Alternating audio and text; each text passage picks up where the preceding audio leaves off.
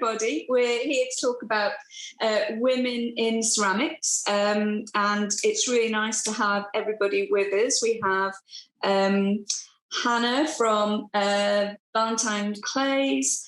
We have Stephanie from Emma Bridgewater and Maria from Johnson Tiles. It would be really interesting to find, have you overcome any gender-specific challenges, stereotypes or barriers during your professional development?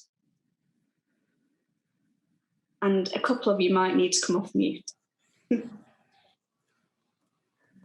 I certainly have. I don't mind going first. Not in this industry, I've got to say, and for a traditional industry, I think that might surprise people. Some, not everyone's got a positive attitude, but in a previous sector, I really came up against sexual harassment and misogynist language and behaviours, and it took a training course and the support of quite a lot of other female colleagues for me to be confident enough to challenge that, and which I did eventually, but it's something that stuck with me. And yeah, you don't realise it's happening sometimes, do you, until somebody points it out, and that was certainly the situation for me. I don't know what others have experienced. I think it's interesting.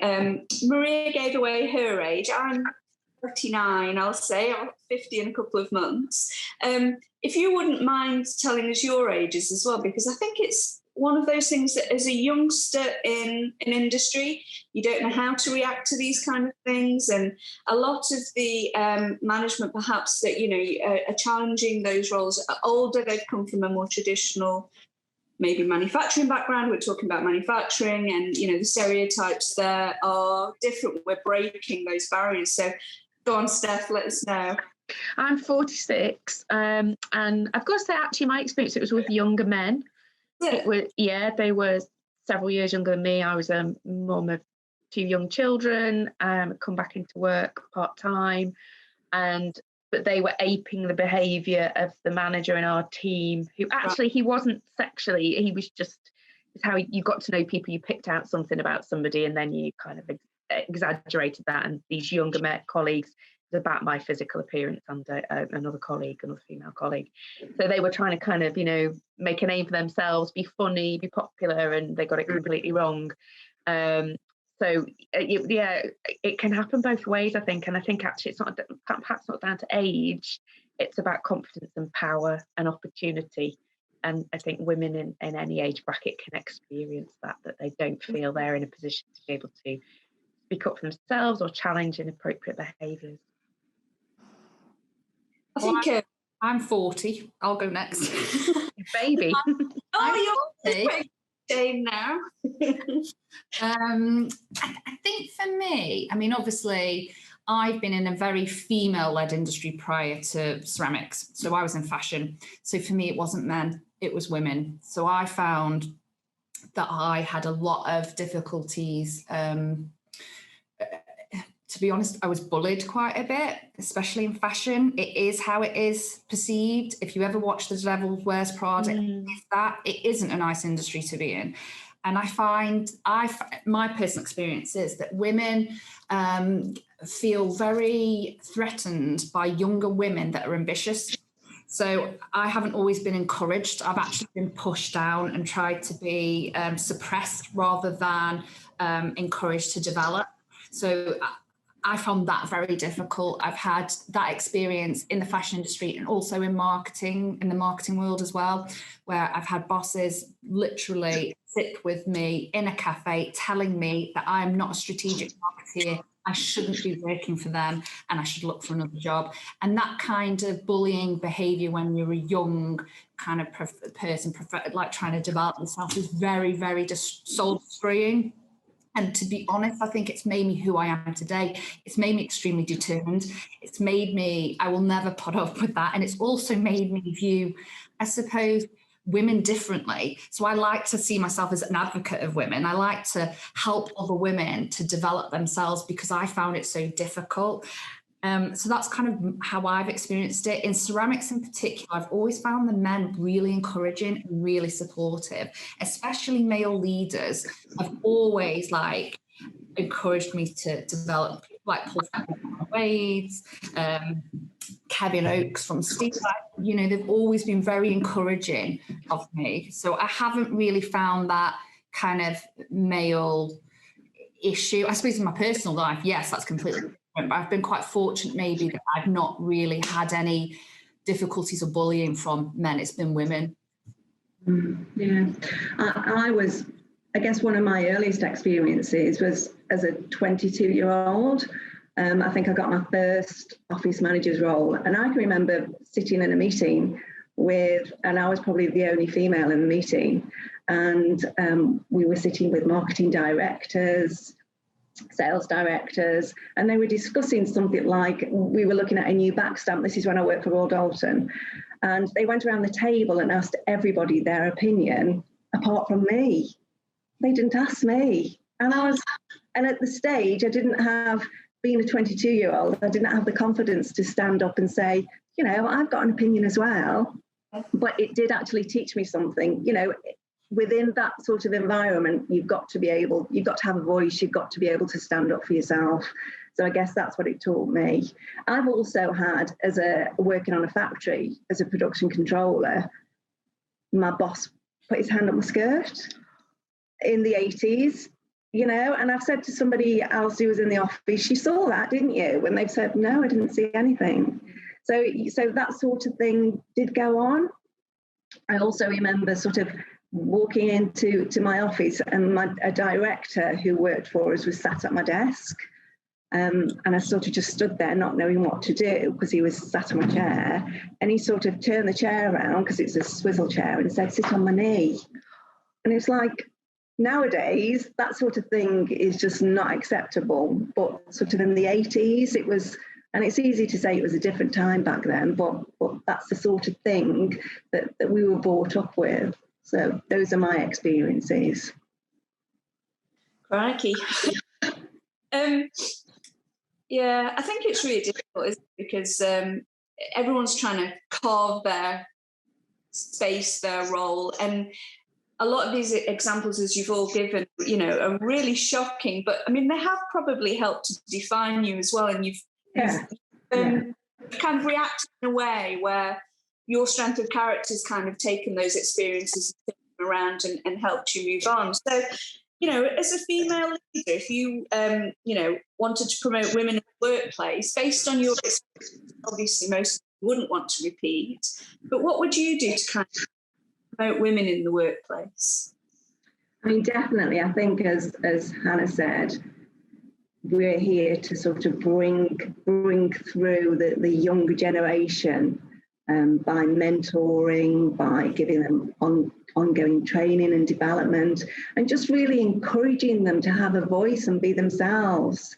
You know, they don't have to sit down in the corner being quiet, looking pretty. They've got as much right as anybody else to have a voice. And I think it's just trying to make them grow and encourage them in everything that they do.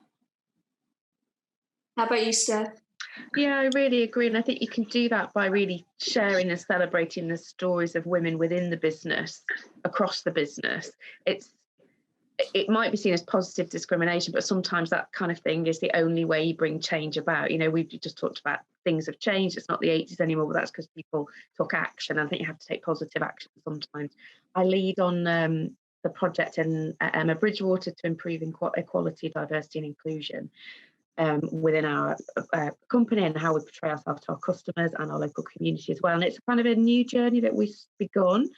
But there's obviously a lot to do. So it's not just women, it's people from all sorts of diverse backgrounds, whether that's race, sex, age, sexual orientation, and making sure that there is a safe space in our business to celebrate those people and everyone's contribution to the success of the business, and doing it in a business context rather than.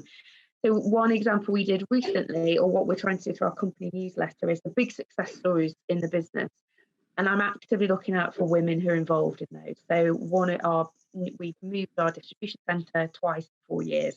We've just grown and grown, busted out of the factory roof basically. And the stock controller who's gone from our customer service team to being like, you know, an absolutely integral part of our DC operation happens to be female. But I haven't kind of trailed that in the newsletter because, like, women in the business, look at the great things they're doing. what I've tried to do is communicate that as these are exciting things in the business. Meet Hayley, who's led this project. And I will be doing that in other areas of the business as well, making it very, very visible. And it might be that those first 6 stories that come in our internal comms may all feature women.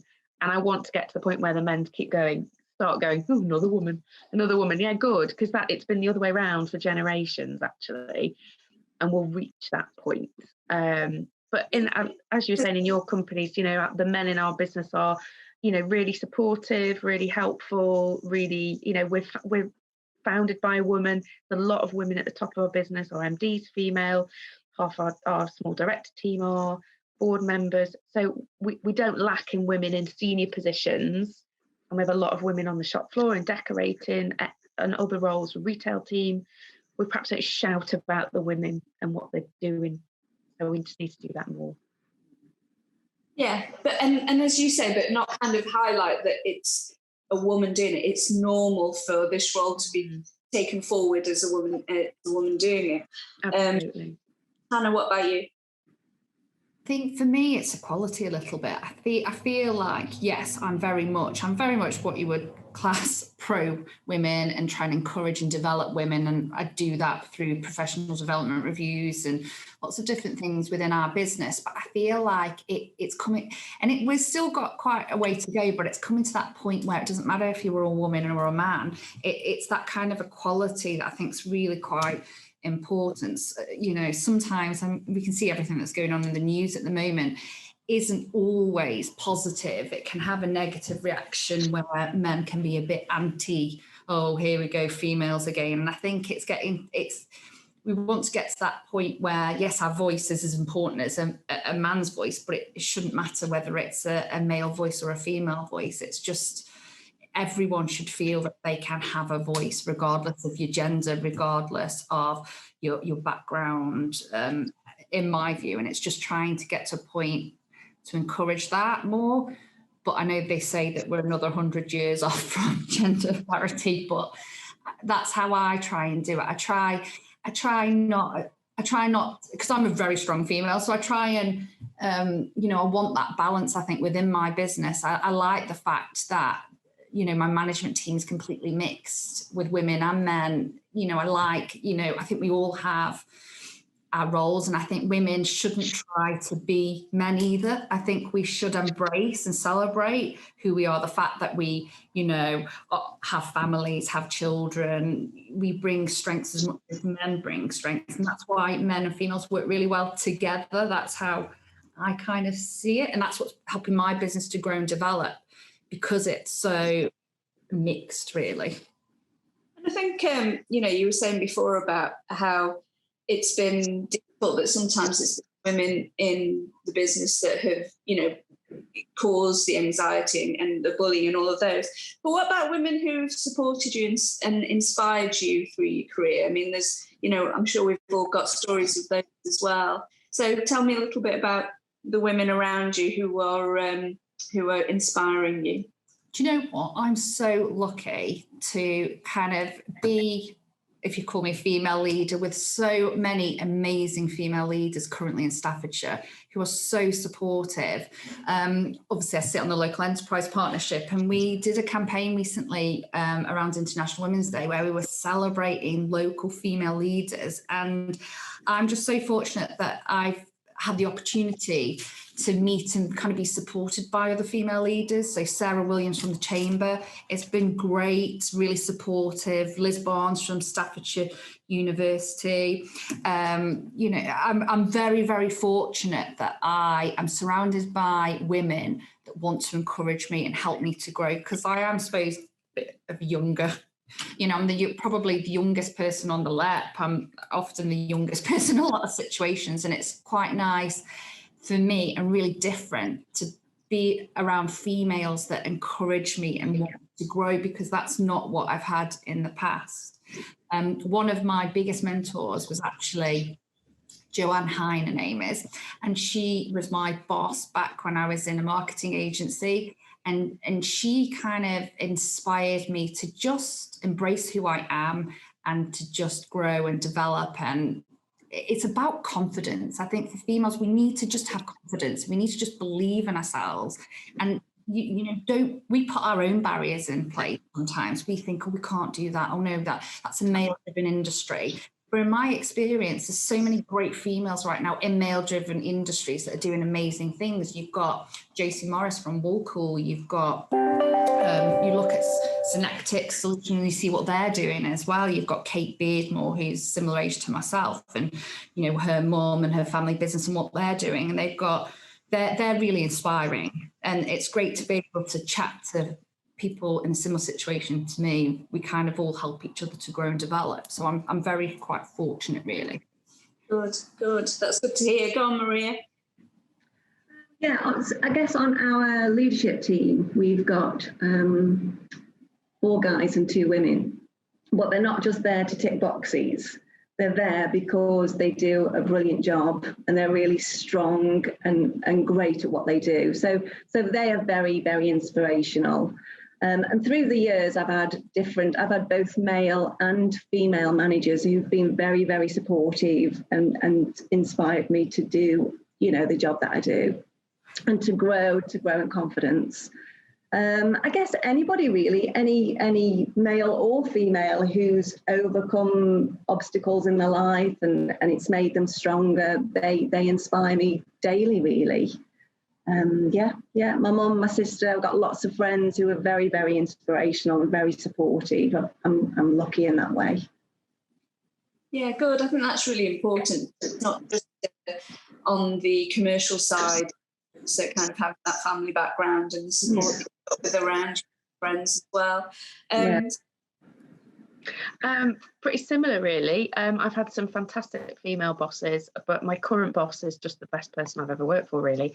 I report directly to our managing director, Julia Cove-Smith, who is just unfailingly available and supportive. I mean, she's across every project, everything we do in the business, and she makes time for me every single week. She's always available. I can run anything past her and she's just a listener, and she actively seeks your opinion, your contribution, what your thoughts are, and trusts you to kind of take things forward. And that's just she's the embodiment of empowering to me, and she's incredibly understated, it's just so friendly and really, really helpful. I really, really like working for her. And then my colleague, head of HR, Anita, who's quite new in our business, but has been in the ceramics world for a long time. Anita Sherritt, I think a lot of people know. And we just formed she's incredibly supportive. And I've just really, really enjoyed working with her. And she kind of, lifts me up. I think we've got a really, really good bond. And because I work alone at home, my team are in London. Just really, really appreciate her support. And Emma herself, really, I mean, you can't fail to be inspired by Emma's story, her determination, her drive, her just endless ideas and let's have a go, let's try it attitude. Just brings everyone in, whether you're a woman or a man, and is just incredibly exciting, inspiring to work for. And then just going back to Maria's point about family, I guess my mum was my biggest role model. I was 4 when she went to university. With 3 children under 5, and did a degree in economics, and is now recently retired as on the lecturing and as a professor in the business school at Staff's University. So I've got a mum who was always like, go for it. You can she did it with 3 kids under 5 and no help and support, apart from my brilliant dad, actually. So there was no excuse really not to keep going forward. I've always got her to look up to, which is fantastic. Really, really brilliant. So what would you say to a young woman then who was thinking of getting into the ceramics industry, or who maybe hasn't considered ceramics or manufacturing? I think all of us have got experience in marketing and on the manufacturing side. So how are we going to get more women like us? At Johnson Tiles, we've probably got 16% of the total workforce is female. And I don't know how we're going to get more women within manufacturing. We work shift patterns, which I know is not ideal for a lot of women. But to be honest, not every woman's got a family. I suppose there's still this sort of stigma attached to manufacturing, that it's sort of very dated, it's a male sort of environment, it's quite dirty to work in. Over the years, we've worked with a number of schools where we have them in sort of high schools and just give them a little bit of a talk, and so that they're aware of what's going on within Johnson Tiles, and we do a factory tour for them. We also work with a number of colleges, art colleges, more on the design side of things. But I think it's probably that sort of thing that's going to encourage a lot more females to come and work within the environment. To be honest, within our factory, there's no job that a female couldn't do. There's nothing, because it's so automated nowadays. It's not like it's lifting heavy things like it used to be. There's absolutely no reason why any woman couldn't do the job that's sort of being done by a man currently. So. Yeah. I think for me, it's awareness. I think we need to change the perception of people out there of our industry. I think people think it's an industry that you don't want to go into because it's no longer there. Ceramics, well, ceramics no longer exists, and that's completely wrong. Our industry is amazing, it's innovative, it's evolving constantly. You've only got to look at advanced ceramics and what we're doing there. We wouldn't even be on Mars at the moment doing the research we're doing without Obsidian's help. So I think that's the problem I find with Staffordshire and Stoke-on-Trent. We're not very good about shouting about our successes and how great we are and how great our industry is. Which is why I'm involved in the We Are Staffordshire kind of campaign, because I feel it's really important that actually we need to stop being so humble. We need to be more Staffordshire is an amazing place to live. And do you know what? So ceramics. Ceramics is a great industry to get into now.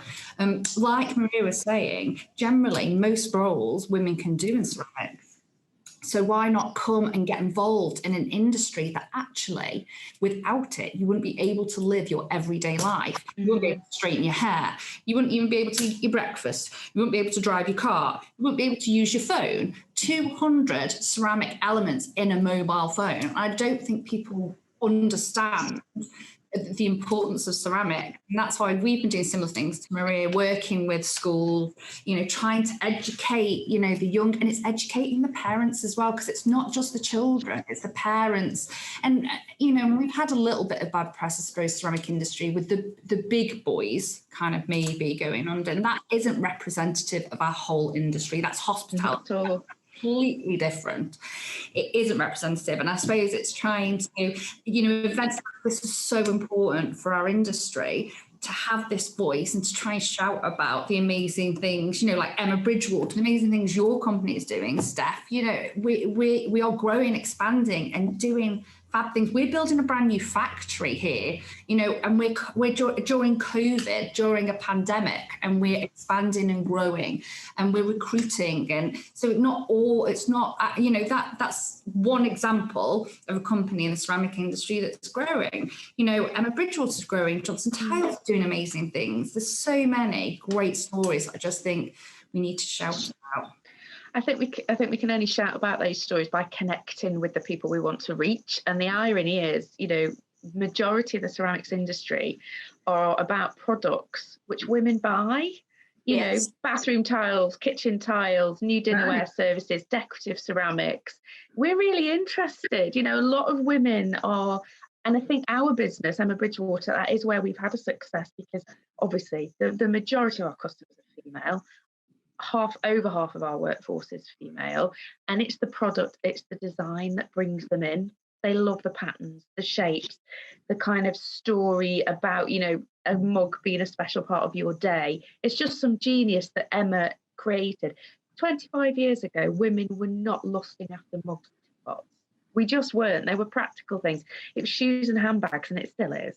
Don't get me wrong, and, fancy cosmetics and that kind of stuff. But she's created or tapped into this desire for beautiful things in your home. And it's women who buy those in the main.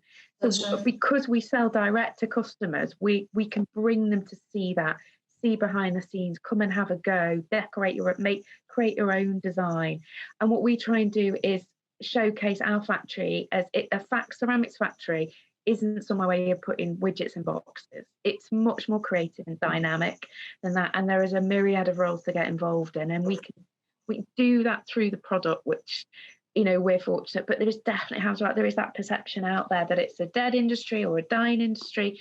I dealt with this hugely through the Brexit situation.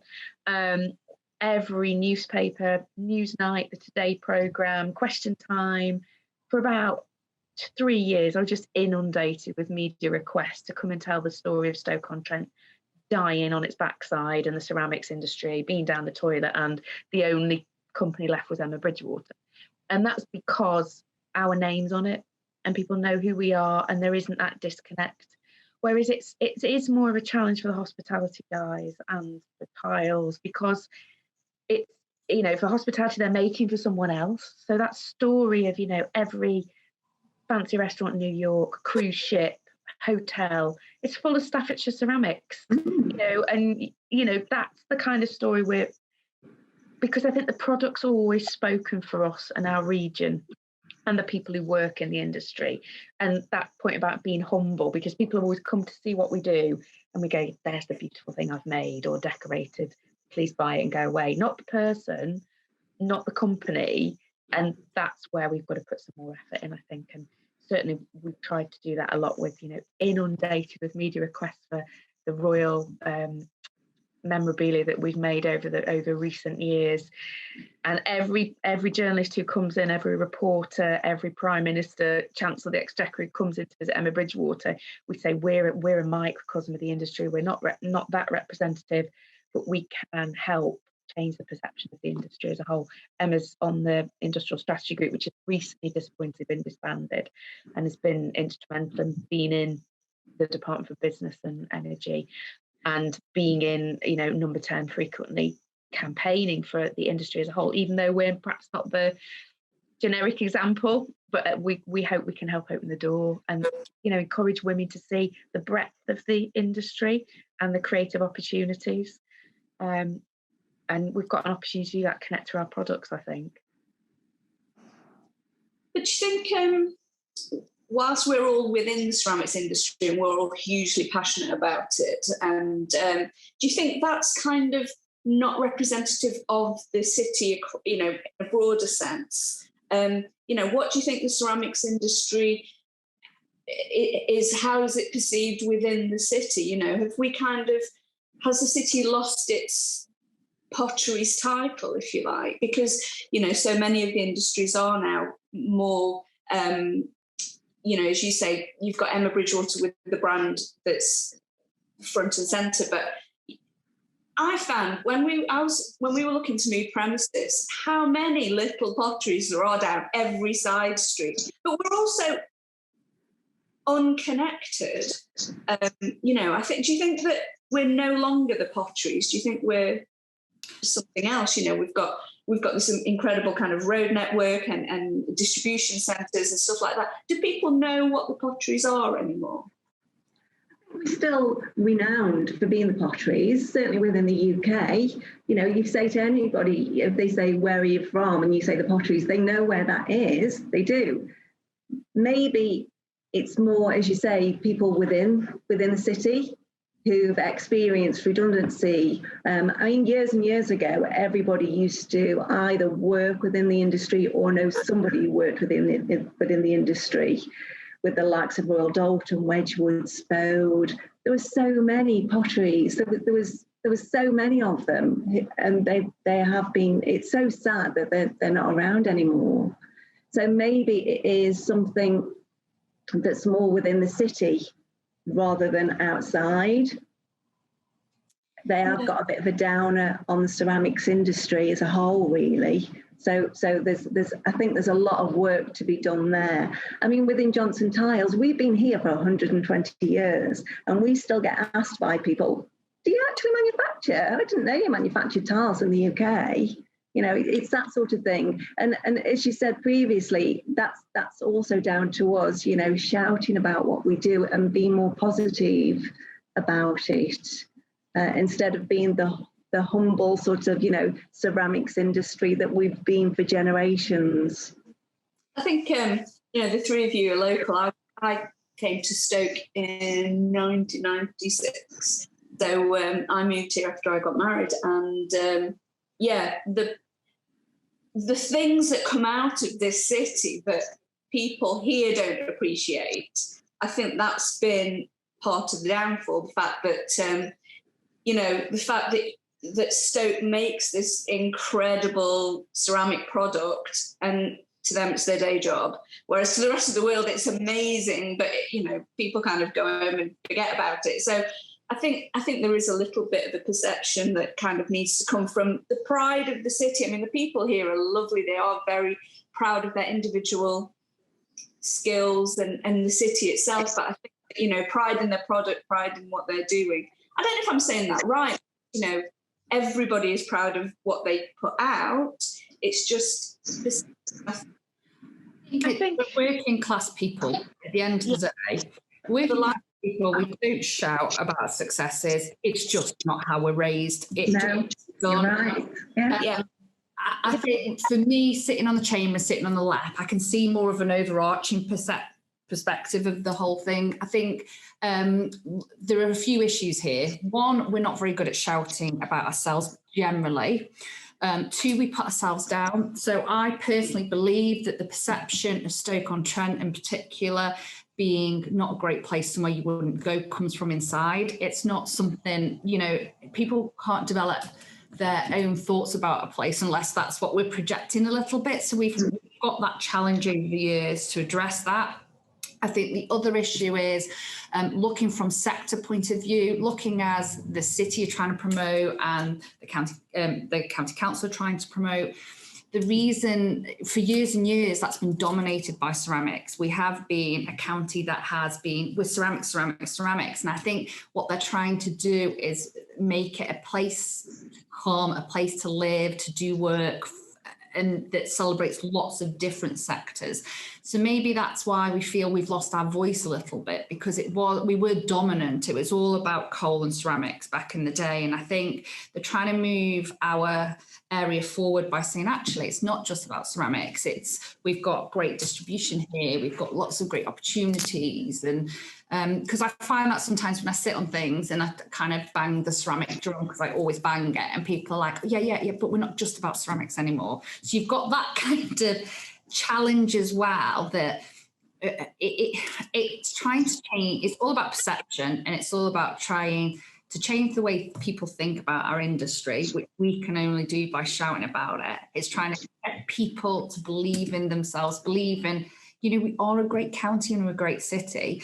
And that's why, for me, it's, I would encourage everyone to try and get involved with campaigns such as We Are Staffordshire. Try and, sit on groups that you can sit on. Try and, talk together as an industry is great. And I sit, obviously, on British Ceramics Confederation. We all talk together. But the biggest problem is promoting. We're all marketing people. We know if we don't shout about what we're doing, if you don't do a good job in terms of marketing Emma Bridgewater or marketing Johnson Tiles, we're not going to sell anything. And I suppose it's the same when you think of our industry as a whole. And it's kind of a difficult one. What's the solution to that? Is there one organisation that's going to be able to do it for us? Probably not. But I think it is. I think you're right. Perception's one thing, but it's kind of aspiration is the biggest challenge, I think, because we're not only working class people, are we? There are people from all walks of life in our industry and across our area, and there's a bit of kind of reverse snobbery where you don't shout about success or achievement, and we need to do that. But I think there's a big, there's a real wound. The 80s weren't that long ago, and I think it's hard for people to have pride or confidence in a sector that just collapsed underneath them. The jobs went the same time that the steel closed down and the mines. You've got three industries that disappeared, and I think for any area that's really damaging, and it damages confidence and it damages aspiration, because you bring up a generation of school children who have got nowhere to go, got nowhere to look for work. We need more support in education in our high schools to make attainment and achievement higher, which makes people aspire more. And then how we kind of do that shouting about ourselves, we've taken a different track at Bridgewater, and we try and bring more people in from a wider area, and we offer things for people from our area too. So when we first said we were going to do a literary festival, and Hannah worked on the first one, I think the attitude was books and pop bank. Why? Well, why not? Is our response. Absolutely, why not? And it's grown and grown and grown to become, fortunately, we're not running it as a 3-day festival anymore because COVID just threw your eggs in one basket, and we're going to do things differently. We're approached now by Britain's biggest publishers because we sell out. You can have, the ceramicist Edmund de Waal. He's an artistic ceramicist talking about really, cultural themes and ideas, sold out, could not sell the tickets fast enough. And that's people from Newcastle, from Leek, from Stoke-on-Trent. It's local people filling that audience. It's not kind of people from a million miles away saying, well, that's the only place we can see Edmund de Waal. It's our people who are interested in, innovative, creative concepts and ideas. The Victoria and Albert Museum did one talk for Frida Kahlo and Dior dresses exhibitions that are completely sold out for London. Their only other talks outside of London were in our factory as part of the Literary Festival, completely sold out in minutes. This isn't an area that's not interested in broader concepts and ideas. It's there. We just have to support it and put opportunities there for them. Children who came to meet a Greenpeace campaign on ocean plastics. We've had the poet laureate Michael Morpurgo and my children's laureate, Michael Morpurgo. Truly, people love it. People want that kind of content. We've done it because it's a bit different. It's artistic, it's creative, it fits in with our brand. But I think other companies can do other things, TED Talks, expos, whatever it is, this kind of initiative. We just got to think outside the box. I hate that phrase, but that is what we've got to do, is look broader and wider to bring people to see what we do. And think, ceramics and Staffordshire is a creative, exciting place, Don't see why we can't do it or keep doing more that we are doing. I agree with you, Steph. It's just sometimes you've got to just do it for yourself, which is why we developed Love Clay Ceramic Centre. So it's a ceramics place. And we've done it for our people, really, because people perceive the ceramic industry as old hat, and we're not. We're really, we're in the creative industry. I sell to Edmund, actually is one of my customers, so I do sell to him. So we sell to lots of creative, amazing people throughout the world.